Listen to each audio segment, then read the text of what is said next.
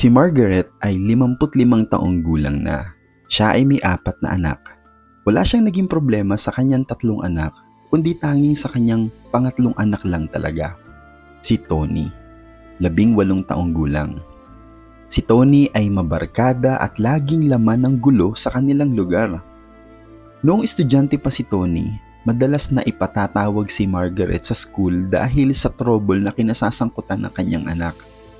Pagtanda naman ni Tony, sa barangay hall naman siya ipinapatawag dahil sa troubles nito. Noon pa man, naglaan na ng oras si Margaret para ipanalangin ng kanyang anak na si Tony.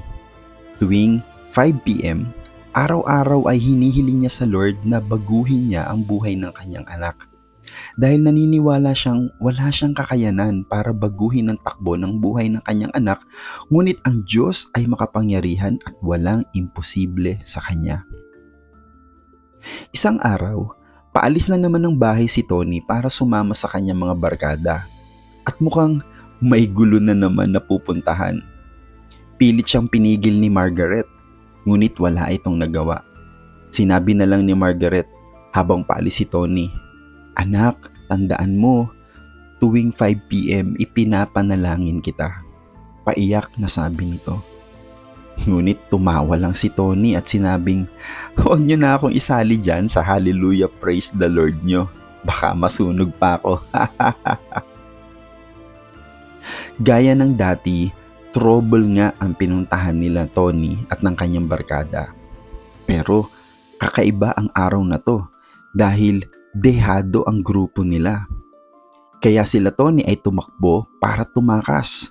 Ngunit sila ay hinabol. Nahiwalay si Tony at napunta siya sa masisikip na eskinita habang habol-habol pa rin siya ng isa sa mga kalaban nila. Dumating si Tony sa isang dead end. Wala na siya ibang pupuntahan.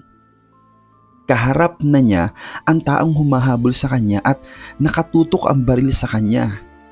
Ngayon lang natakot si Tony ng ganito sa kanyang buong buhay. Hindi nagtagal, ipinutok ng kanyang kalaban ang baril ng 2 beses at si Tony ay napaluhod. Hindi pa nakontento ang kalaban dahil mukhang buhay pa si Tony kaya lumapit pa siya kay Tony at pinapatukan muli ng 3 pang beses saka kumaripas ng takbo palayo. Si Tony ay takot na takot ngunit laking gulat niya nang i-check niya ang kanyang katawan dahil wala siyang tama kahit isa man lang. Pero ang mas lalong ikinamangha niya ay nang mapansin niya ang kanyang relo, 5:15 ng hapon. At naalala niya na ang nanay niya ay kanina pa nagsisimulang manalangin para sa kanya. Siya ay napatingala sa langit at nasabi niya, "Diyos ko, totoo ka pala talaga. Tulungan mo ko. Sinusuko ko sa iyo ang aking buhay." Sinabi niya ito habang humahagulgol ng iyak.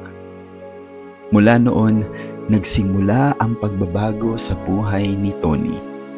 Nagbunga ang panalangin ni Margaret dahil hindi siya tumigil.